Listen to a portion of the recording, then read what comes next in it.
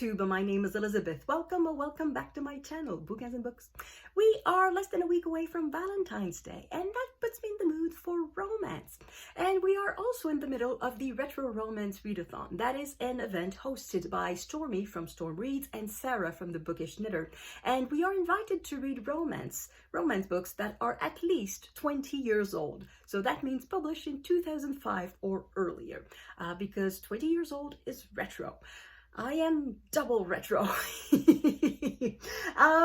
Anyway, so I want to talk about this because I've read a romance book and I'm going to talk about that. It is Georgette, but I'm going to talk about that at the end of this video because I think the second thing that I want to talk about, which is the first thing that I'm going to talk about, is more interesting. It is an article in the New York Times that presents classic romance novels, and it is a starter pack, and many of the novels on the list fit with the readathon perfectly well.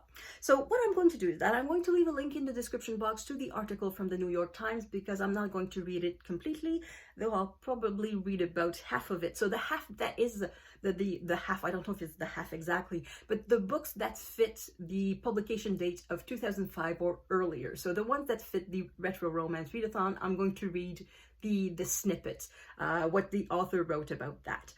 For the others, I'm just going to list them.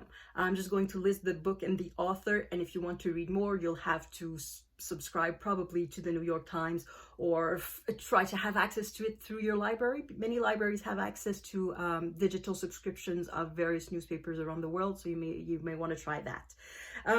So anyway, without further ado, here is the starter pack of books recommended by Olivia Waite.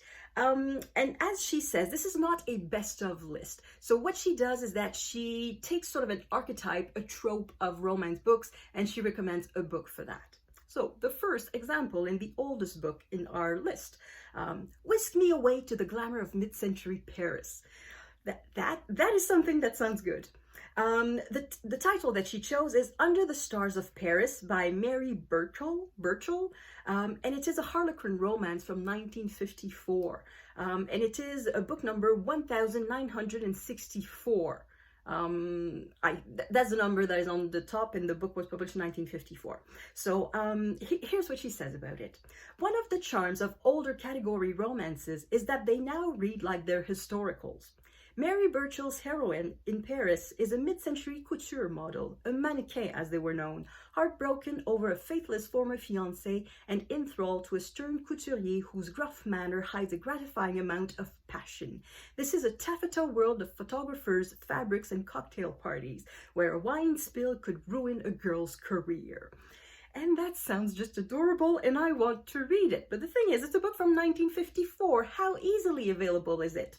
So I checked. For each of the books, I checked if they were available either on Everand, which is a subscription app, a bit of like Netflix, but for books and audiobooks. I'm going to leave a link to that if you want to check it out too. And I also checked if it was not available on Everand, because I do have a subscription to that, so that's where I looked first. I checked also if they were available elsewhere, like on Amazon. And the results for this is that it is not available on Everand. However, it is available on Kindle Unlimited. So that if you have a subscription to Kindle Unlimited, you have access to what sounds like an absolutely awesome retro romance. The next prompt is, I want a real bodice ripper. And for that, she recommends The Windflower by Laura London from 1984. So we jump 30 years forward. One of the most riotous of bodice rippers with an immortally weird opening line. Mary Patricia Wilding was sitting on a cobblestone wall, sketching 3 rutabagas, the vegetables, and daydreaming about the unicorn. An innocent American is kidnapped by British pirates during the War of 1812, and then things just keep happening. This is less a story than an experience garlanded in some of the most dazzlingly purple prose ever spun. So that's the second recommendation, and that one is available. Let me check my notes. That one's available neither on Everand or Kindle Unlimited. So it's available on Kindle. You can buy it like an ebook version, but you have to buy it. It's not on Kindle Unlimited. Then the next prompt is, give me a hot historical. And the choice for that is For My Lady's Heart by Laura Kinsale from 1993. If you only pick one author from this list, let it be Laura Kinsale. And if you only pick one Kinsale, this is the one I'd suggest. We meet Ruck in all his medieval splendor, a self-denying, itinerant knight compelled to serve the cold-hearted Princess Melanthe, who once saved his life and now needs his protection journeying from France to her English estate. Their epic road trip bristles with bandits, birds of prey, plagues, and assassins, and a growing passion hot enough to burn down the entire world. Now, I have to say that Olivia Waite is doing a great job at selling her books, her choices. So this one is available on Everand and also on Kindle Unlimited. So that one is easily available. The next prompt is, got any slow burn romances that grapple with historical trauma? And the choice for that is Indigo by Beverly Jenkins from 1996. They say the big draw of historical romance is escape, but some escapes are more literal than others. This early Beverly Jenkins banger stars Hester Wyatt, a formerly enslaved woman whose hands are permanently stained by indigo dye. Now she works to help others reach freedom, hiding fugitives in the cellar until they can move onward to freedom. One of those fugitives is Galen Vachon, a famed Underground Railroad conductor nearly beaten to death by slave catchers. The slow build of tension while Galen heals from his injuries is classic hurt comfort stuff, and the meticulous historical research in the background lets their chemistry shine like a jewel in a custom setting. That one, the audiobook is available on Everand, and for the rest, it's not on Kindle Unlimited, it's on Kindle in general. And it's still, the paper copy is still relatively available too, from what I gathered. The next prompt is, I'd like a gender-bending story with sparkling banter. And she recommends Lady Rogue by Susan Enoch from 1997. Last year, I discovered Susan Enoch. I gobbled 6 or 8 of her books. I loved them all, so I second the choice of that author. Cross-dressing heroines are something historical romance pilfered from Shakespeare and absolutely ran with for better and for worse.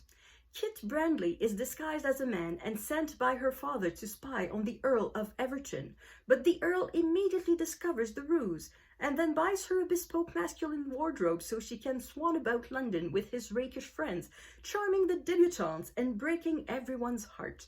That includes, of course, the heart of the Earl, who is not nearly as sinister as Kit's father has made him out to be. Queer adjacent, sparkling with banter, and perfectly over-dramatic.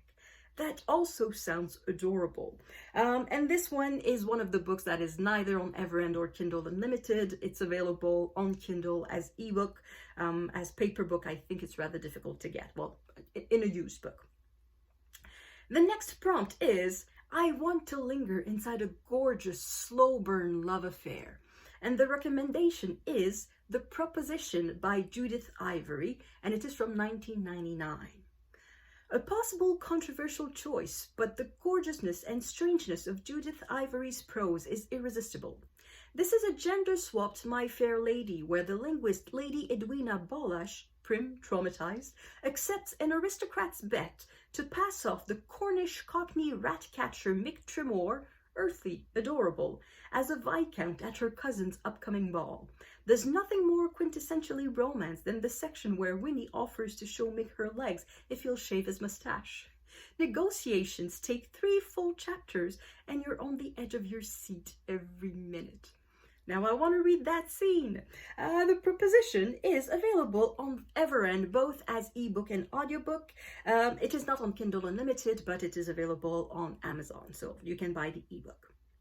And then the last prompt that fits our timeline is, give me a domineering Scottish laird matching wits with a feisty English lass.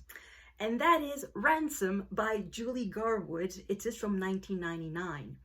So, Scotland, as Julie Garwood presents it, is a strange other world of warrior men and the beautiful women who terrify them with their fire and endurance. While The Bride is my favorite book of hers, this one is more intricately plotted. Between the Scottish clans and English barons, our main couple are caught in a constant back and forth of raids, kidnappings, escapes, and betrayals.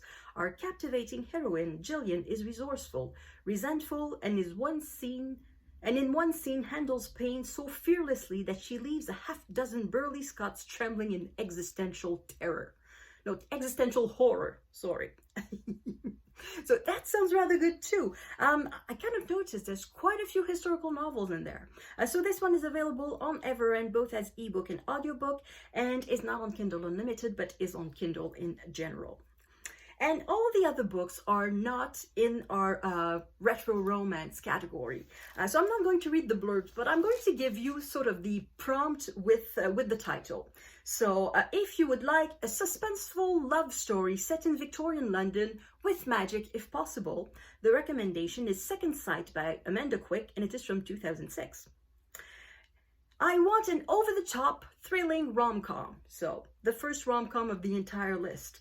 The recommendation for that is Agnes and the Hitman by Jennifer Crusie and Bob Meyer.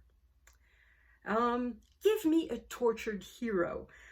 This one, the recommendation is Beau Crusoe by Carla Kelly, and that is from 2007. I read a Carla Kelly last year too, and in my sort of awards for the year, I said that the one that I read by Carla Kelly was the romance that stood out the most. Because of the 30-something romance that I read last year, most of them were Regency romance, and at some point they sort of blurred with one another. However, the one by Carla Kelly did stand out. So I'm intrigued by that one. So the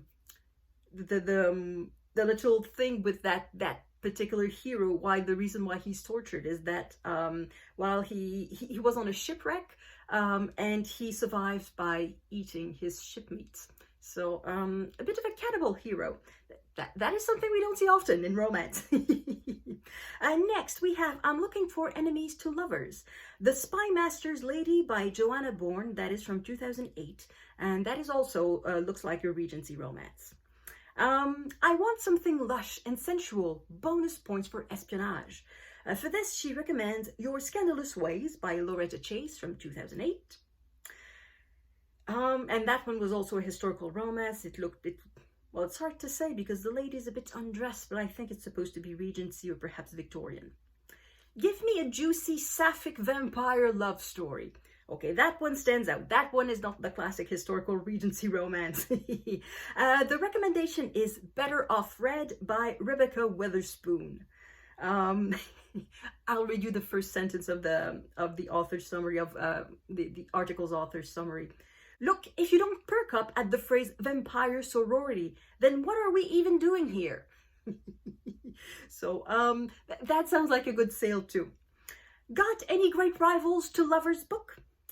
For that, she recommends The Gentleman Undone by Cecilia Grant. It's hard to tell by the cover, again, because the gentleman is not very dressed, so it's hard to say which period that is. Let's continue with the last book on the list. The last book is a historical romance, however not set in Regency. The prompt is Transport Me to Tang Dynasty China. And the recommendation for that is The Jade Temptress by Jeannie Lin, and that one is from 2014. And just this Friday, Sarah was in discussion with B from Mama Needs to Read Romance. And they were discussing about a whole bunch of stuff. And at some point, Sarah mentioned a great, not a great Regency, a great historical romance that she read recently. And it was by Jeannie Lin. I forget the title, but it was by Jeannie Lin. So I'm intrigued by this author now that I haven't read. So I think I'm going to try to read her. So that's it for the article from the New York Times. I think it's a great starter pack. It's very heavy on historical romance. I'm not going to complain. It's the type that I love the most. Is there only 2 contemporary? Is that possible? Yeah, I think there were only 2 contemporary romance. That's really not a lot. But it doesn't matter. It's a starter kit. So you start with that and then you explore some more once you find what you like. So that's it for the first part of this video, and the second part of the video is I'm going to talk about the book that I read for the Retro Romance Readathon. And I read A Georgette Hire, which I think is kind of the name that is absent from this list. You think classic historical romance, well, why is Georgette Hire not there? And in the comments under the article by readers, it's something that came up, say, why is Hire not there? And one of them asked, I haven't read them in a while, have they aged badly? And the answer is, unfortunately, sometimes, yes, they age badly. It happens sometimes that the girls are rather manhandled and they're supposed to like it. And also there's sometimes ugly scenes of anti-Semitism. However, in this book, so this is a collection of 3 of Georgette Hire's books. So there's the Pharaoh's Daughter, the Corinthian, and the Nonsuch. And the one that I read this week is the Corinthian, and it's the only one that I had not read yet in this group of 3 books. And I have to say that these 3 novels have aged really, really well. So there's nothing of what I just mentioned. There's no racism or anti-Semitism, and there is no girl getting manhandled and supposed to like it. So we have very handsome men. They tend to be rich, and the girl is looking for a husband, but is not necessarily the one that everybody expects is going to marry the most eligible bachelor of the season. All 3 of them, I forget a bit about Pharaoh's Daughter, but I think, if I remember correctly, all 3 of them are set in the countryside. No, Pharaoh's Daughter is not. Pharaoh's Daughter is set in London. Anyway, I forget. But the one that I read is the Corinthian. So the Corinthian. So this one is set in the countryside. However, it's one of these romances that is more adventure than romance. So our hero, the Corinthian, in the first chapter, gets convinced that he needs to offer marriage to a woman in particular because they have been set up by their parents and the girl's expecting a proposal any day now. And he sort of realizes that it's his duty and doesn't really want to do that. And then he sort of gets drunk and does not propose to the lady. Instead, while he's drunkenly walking home, he sort of sees somebody trying to escape from a house. And it turns out it's a young woman trying to escape a marriage that she doesn't want. And he decides to escort her for her safety. And it ends up being this madcap adventure involving theft and murder and a lot of cross-dressing and quite a bit of adventure. And of course it's a romance. We figure out exactly where it's going to go. This girl who is just 17 and is trying to escape a marriage, and she just wants to go to see her childhood friend because they had said that they would get married when they were adults, and she's trying to reach him. And our Corinthian, who is supposed to be, there's a thing, Corinthians are supposed to be very cold, very detached, and being blasé about everything. And then suddenly he sort of, despite himself, finds himself caught in the adventure and having feelings for someone. He's not supposed to have feelings. He's supposed to be completely cold, but he's not. And so he sort of becomes responsible in a way, and he becomes more human with the adventure. And it was a lot of fun, and as I said, it's more adventure than romance, so it's not a slow burn kind of thing, but it's super interesting. It's a page turner, and I had a lot of fun reading that. That's it for my retro romance recommendations, I guess, even though I have read none of the books that are recommended by the New York Times. However, some authors I have read, and yes, they sound very, very good. So I'm going to explore that a little bit more, try to read 1 or 2 of them. And that's it for me. I'm going to see you in the next video. Let me know in the comments if you've read any of these books in the New York Times list. I think it's a very interesting list. And à la prochaine.